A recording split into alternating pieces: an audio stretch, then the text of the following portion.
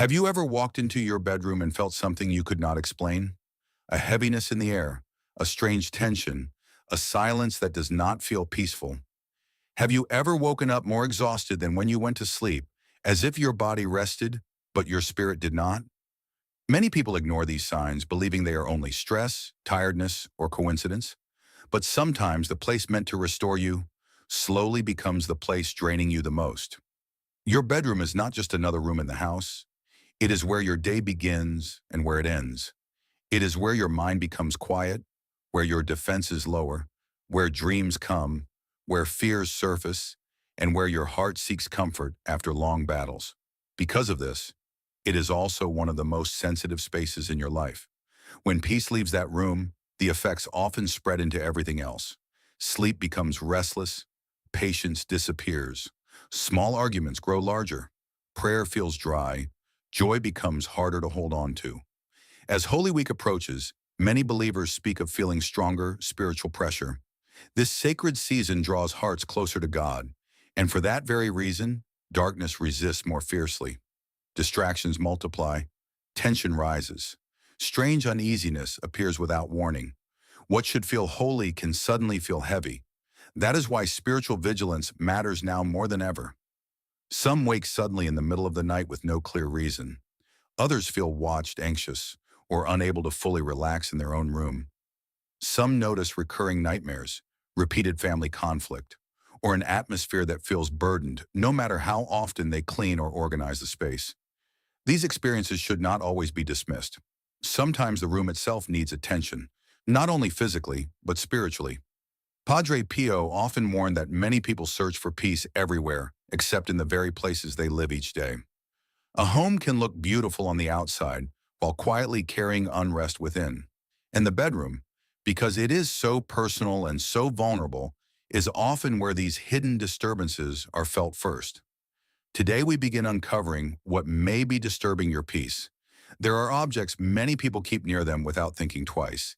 Yet these items can carry emotional weight, spiritual neglect, or a troubling atmosphere that affects the soul more than the eyes can see. The first one may already be in your room right now.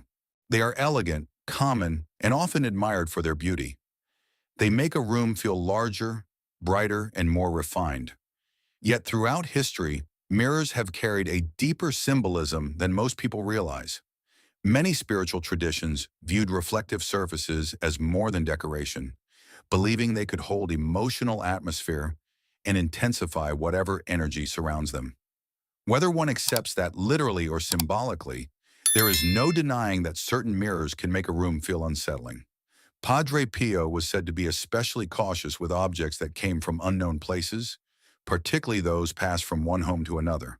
An inherited mirror, an antique mirror, or one purchased secondhand may seem harmless, but sometimes such items carry memories, grief, conflict, or years of emotional residue from places you know nothing about. Many people bring these pieces into their homes only to later feel uncomfortable without understanding why.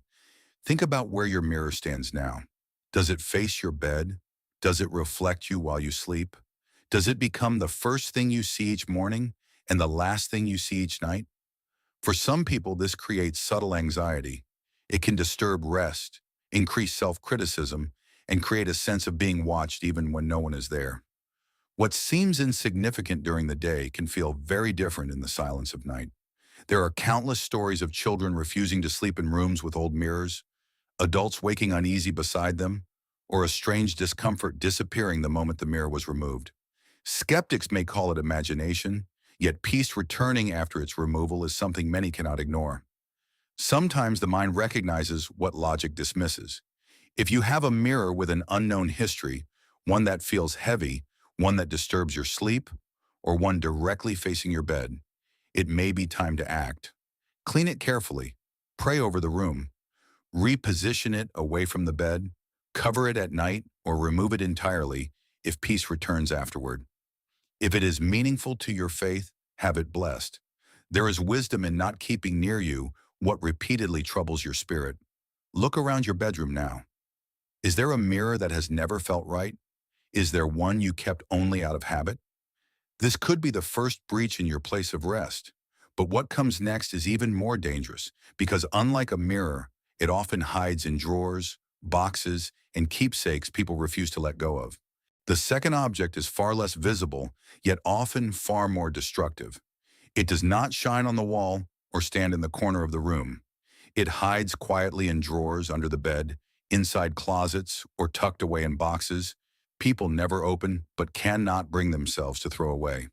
These are objects connected to pain. Old letters from broken relationships, gifts from someone who betrayed you, photographs tied to grief, journals filled with anger, reminders of rejection, abandonment, humiliation, or wounds that never truly healed. Many people believe that because these items are stored away, they no longer matter. But what is hidden is not always released. Sometimes the things we keep closest are the very things keeping us bound.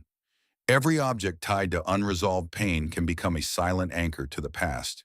It may not speak aloud, but it continues whispering through memory, emotion, and heaviness each time your eyes fall upon it or your mind remembers it is still there. Padre Pio often spoke of the danger of attachments that prevent healing. Not all chains are made of iron. Some are made of memory, resentment, and sorrow carefully preserved for years. A person may pray for peace while sleeping beside reminders of betrayal. They may ask for a new beginning while keeping tokens of an old wound in the same room where they seek rest. This contradiction drains the soul more than most realize. Imagine going to sleep each night with a box near your bed containing heartbreak, anger, and unfinished grief. Imagine waking every morning, still surrounded by the symbols of what hurt you. Even if you do not consciously think of them, the heart often remembers what the mind tries to forget. That is why some bedrooms feel heavy no matter how clean they are. The clutter is not physical, it is emotional. Look carefully around your room. Is there something you keep only because you cannot let go? Something that reminds you of what broke you rather than what healed you? If so, it may be time to release it. You do not need to destroy every memory, but anything tied to bitterness, trauma, or constant sorrow should not remain in the place where you sleep. Remove it, store it elsewhere for proper closure, or let it go completely. Then replace that space with something that speaks of peace, forgiveness, and new beginnings. But now we come to the most deceptive object of all. It appears holy, it looks protective. Many keep it in their bedroom believing it shields them, yet when neglected or coming from the wrong source, it can become spiritually empty instead of spiritually strong. The third object may surprise you the most because it seems like the very thing that should protect your room. It may be a crucifix hanging above the bed, a rosary left in a drawer, an image of a saint placed on a shelf, or another religious item kept nearby for comfort. Many people assume that simply owning sacred objects automatically brings protection.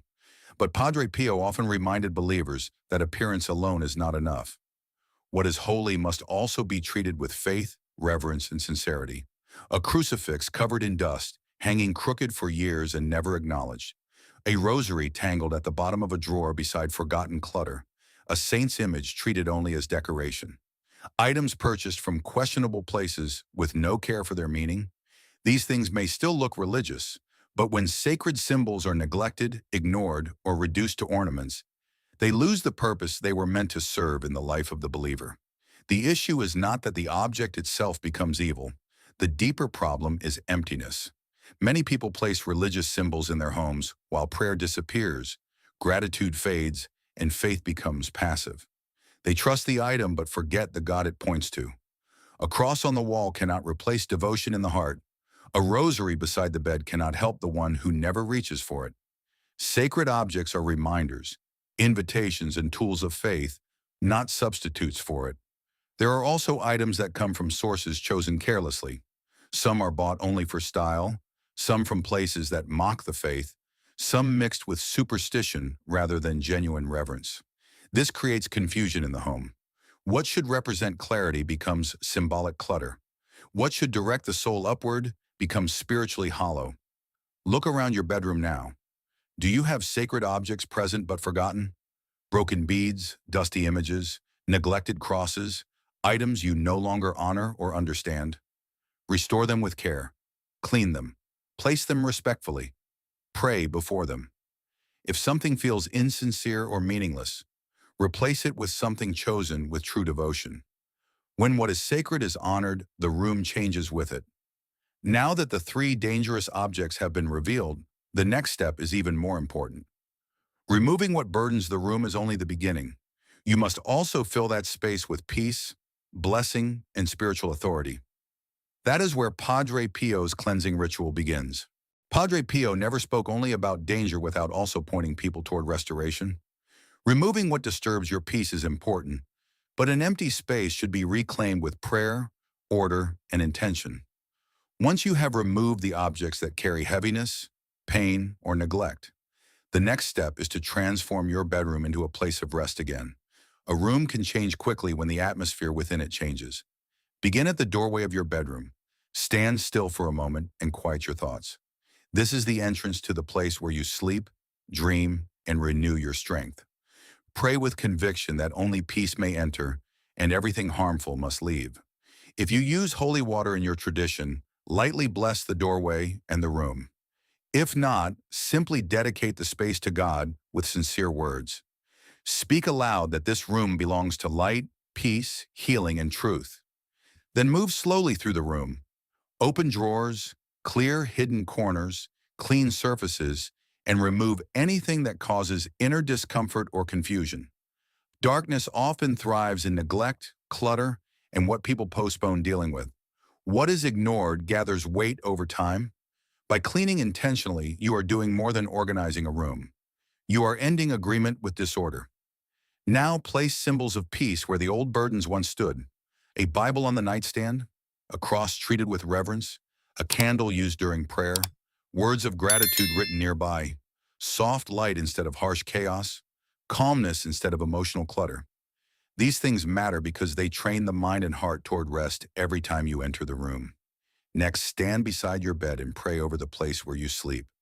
Ask that your mind be guarded, your dreams be peaceful, and your body receive true rest.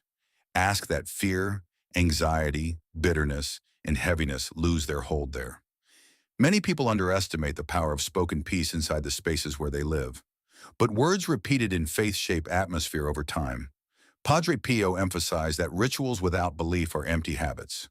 The power is not in the motions alone, but in sincere faith joined with action. When you clean with intention, remove what burdens you, and dedicate the room to God, you are not performing superstition. You are reclaiming your environment. But if you truly want lasting change, one night is only the beginning. There is a deeper process, a 3-day purification challenge designed to restore peace step by step and establish a new atmosphere in your bedroom. Do you want me to continue with part 6? True transformation rarely happens in a single moment. One prayer can bring peace, one decision can open a new path, but lasting change is often built through steady commitment. That is why Padre Pio encouraged people not only to cleanse a troubled space once, but to establish a pattern of renewal. A bedroom that has carried heaviness for months or years may need more than one evening of attention. It needs to be reclaimed day by day. The first day is the day of removal. Walk through your bedroom with honest eyes and ask yourself what truly belongs there. Remove anything that stirs anxiety, bitterness, impurity, confusion, or emotional pain. This includes clutter that has been ignored, objects tied to old wounds, and anything that consistently disturbs your peace. Be decisive. Peace often enters the moment hesitation leaves. The second day is the day of cleansing. Open the windows if possible. Let fresh air and natural light enter. Clean every surface carefully. Bless the room in prayer. Read words of protection, such as Psalm 91 aloud if that is part of your faith practice. Speak calmly and confidently. Fill the room with truth instead of fear, with gratitude instead of tension. Many people notice that once a room is cleaned physically while prayer is spoken spiritually, the atmosphere begins to shift. The third day is the day of dedication. Now that harmful things are removed and the room is cleansed, choose what the space will become. Place meaningful symbols of faith with reverence. Light a candle during prayer if appropriate. Thank God for peace, rest, and protection. Dedicate the room as a sanctuary where healing, wisdom, and calmness may grow. A room becomes different when it is given a new purpose. Many people who commit to this process describe surprising changes. Sleep becomes deeper. Morning anxiety softens. Arguments lessen. Prayer feels easier. The room feels lighter, even though nothing dramatic was added. Often the greatest change is invisible. Order replacing chaos, peace replacing tension, hope replacing heaviness. Remember, the goal is not superstition. The goal is alignment. Your outer environment should support your inner life, not fight against it. When your bedroom becomes a place of peace, that peace begins to flow into the rest of your days. Now only one final step remains. After removing the 3 dangerous objects and completing the purification challenge, you must seal everything with a declaration of authority, peace, and faith over your home. Now speak this truth with confidence. My home belongs to God, my room belongs to peace, and no darkness has authority here. Words spoken with faith carry power because they declare what you choose to allow and what you refuse to keep. Fear loses strength when peace is named. Confusion weakens when truth is spoken aloud. What once felt heavy can begin to change the moment you stop surrendering the atmosphere of your life to neglect and silence. Your bedroom is more important than many realize. It is where you spend countless hours of your life. It is where your body restores itself, where your thoughts settle at night, where you begin each new morning. If that place is burdened, the weight often spreads into every part of life. But when that place becomes calm, ordered, and blessed with intention, the benefits spread just as far. Better sleep, clearer thinking, gentler emotions, stronger prayer, deeper peace. Remember the 3 objects revealed today. The mirror that may carry discomfort or restless energy. The keepsakes of pain that quietly chain you to yesterday. The sacred items that have been neglected, forgotten, or treated without reverence. Removing these things is not about fear. It is about wisdom. It is about choosing what supports life instead of what drains it. And remember something even greater. What you place in the room matters more than what you remove. Gratitude matters. Prayer matters. Cleanliness matters. Order matters. Reverence matters. A peaceful environment is built through small, faithful choices repeated over time. Light enters not only through miracles, but through discipline and devotion. As Holy Week approaches, let this be the moment you reclaim the most personal space in your home. Do not wait for another restless night, another unexplained heaviness, another season of living beneath the peace meant for you. Walk into that room today with authority. Clear it, bless it, rededicate it. Let it become a sanctuary again. If this message touched your heart, write these words now. My bedroom belongs to God. Let that declaration be the first step of change. Share this message with someone who needs peace in their home and carry this truth with you tonight. Where peace is welcomed, darkness cannot remain.